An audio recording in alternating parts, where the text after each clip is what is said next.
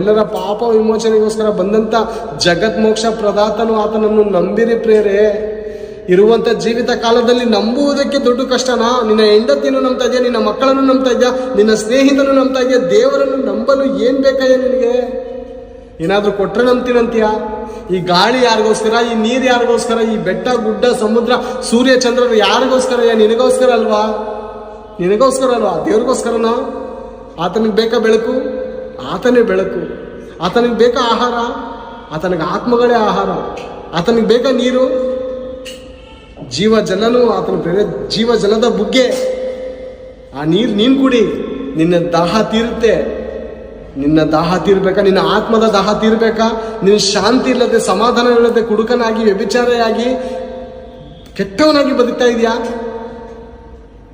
ಅಂದ್ರೆ ನಿನ್ನ ಪಾಪದಲ್ಲಿ ನೀನು ದಾಹ ಪಡ್ತಾ ಇದೆಯಾ? ನೀನು ಒಣಗೋಗಿದ್ಯಾ, ನೀನು ಬಾಡೋಗಿದ್ಯಾ, ನಿನ್ನ ಹೃದಯದಲ್ಲಿ ಸಮಾಧಾನ ಇಲ್ಲದೆ, ಶಾಂತಿ ಇಲ್ಲದೆ ಸಾಯ್ತಾ ಇದೆಯಾ? ಅದಕ್ಕೋಸ್ಕರ ಯೇಸು ಕ್ರಿಸ್ತನು ಹೇಳ್ತಾನೆ, ನಾನು ಕೊಡುವ ನೀರನ್ನು ಕುಡಿದವನು ಎಂದಿಗೂ ದಾಹಗೊಳ್ಳುವನಿಲ್ಲ. ಆ ದಾಹವೇ ಆ ಪಾಪ ಎಂಬುವಂತ ನೀನು ಅಮಲಿನಿಂದ ಎಚ್ಚೆತ್ತು ಆಚೆ ಕಡೆ ಬಂದಾಗಲೇ ಯೇಸು ಕ್ರಿಸ್ತನ ಜೀವಜಲದ ದಾಹವನ್ನು ನೀನು ತಗೊಂಡ್ರೆ ನೀನು ಜೀವನ ಪೂರ್ತಿ ನೀನು ದಾಹಗೊಳ್ಳೋಲ್ಲ. ಅಂದ್ರೆ ಜೀವನ ಪೂರ್ತಿ ನೀನು ಪಾಪ ಮಾಡೋದಕ್ಕೆ ನೀನು ಭಯ ಪಡ್ತೀಯ. ಅಂತ ದಾಹ ನೀಗಿಸುವಂತ ಜಲ ಯೇಸು ಕ್ರಿಸ್ತನ ಮಾತ್ರ ಬಳಿಲಿದೆ. ಜಗತ್ತಿನಲ್ಲಿ ಎಲ್ಲೇ ಹೋಗಿ ಹುಡುಕು ಸಿಗಲ್ಲ. ಬೆಟ್ಟಾತು ಸಿಗಲ್ಲ, ಗುಡ್ಡಾತು ಸಿಗಲ್ಲ, ಯಾವುದೇ ಕೈ ಮುಗು ಸಿಗಲ್ಲ. ಜಗತ್ ಮೋಕ್ಷ ಪ್ರದಾತನು ಕ್ರಿಸ್ತನೊಬ್ಬನೇ. ಆತನೇ ಮೋಕ್ಷ ಪ್ರದಾತನು. ನಾನೇ ಮಾರ್ಗವು, ಸತ್ಯವೂ, ಜೀವವೂ ಆಗಿದ್ದೇನೆ. ನನ್ನ ಹೊರತು ಯಾರು ಪರಲೋಕಕ್ಕೆ ಬರೋದಕ್ಕೆ ಸಾಧ್ಯನೇ ಇಲ್ಲ. ಪಾಪ ವಿಮೋಚನೆಗೋಸ್ಕರ ಪ್ರಾಣ ಕೊಟ್ಟಿದ್ದಾನೆ. ನಮ್ಮ ಪಾಪವು ಕಡು ಕೆಂಪಾಗಿದ್ದರೂ ಹಿಮದಂತೆ ಬೆಳ್ಳದಿಗೆ ಮಾಡುವುದಕ್ಕೆ ಶಕ್ತನಾದ ಯೇಸು ಕ್ರಿಸ್ತನ ರಕ್ತವು ಮಾತ್ರವೇ ಸಕಲ ಪಾಪಗಳಿಂದ ನಮ್ಮನ್ನು ಬಿಡಿಸಿ ವಿಮುಕ್ತಗೊಳಿಸುವುದಕ್ಕೆ. ಆತನೊಬ್ಬನೇ ಸರ್ವಶಕ್ತನು. ಆತನ ಹೊರತು ರಕ್ಷಕನೂ ಇಲ್ಲ. ಆತನ ಹೊರತು ನಿನ್ನ ಜೀವಿತದಲ್ಲಿ ಬೆಳಕಿಲ್ಲ. ಆತನ ಹೊರತು ನಿನ್ನ ಜೀವನದಲ್ಲಿ ಜೀವವಿಲ್ಲ.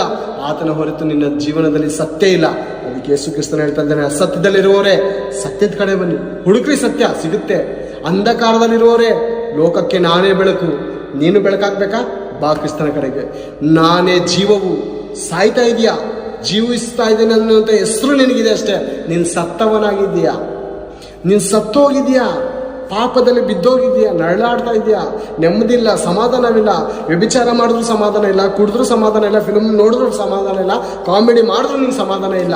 ಈ ಸಮಾಧಾನ, ನಿಜವಾದ ಸಮಾಧಾನ ಬೇಕಂದ್ರೆ ಪ್ರಭು ಆಗಿರುವಂಥ ಯೇಸು ಕ್ರಿಸ್ತನ ಬಳಿಯಲ್ಲಿದೆ. ಅದಕ್ಕೆ ಹೇಳ್ತಾ ಇದ್ದೀನಿ, ಲೋಕವು ಕೊಡುವಂಥ ಸಿನಿಮಾಗಳ ಶಾಂತಿ ಅಲ್ಲ, ಹೆಣ್ಣಿನ ಬಳಿಯಲ್ಲಿ ಸಿಗುವಂಥ ಹೆಣ್ಣಿನ ಶಾಂತಿ ಅಲ್ಲ, ಕುಡುಕುತನದಲ್ಲಿ ಸಿಗುವಂಥ ಕುಡುಕದ ಶಾಂತಿ ಅಲ್ಲ.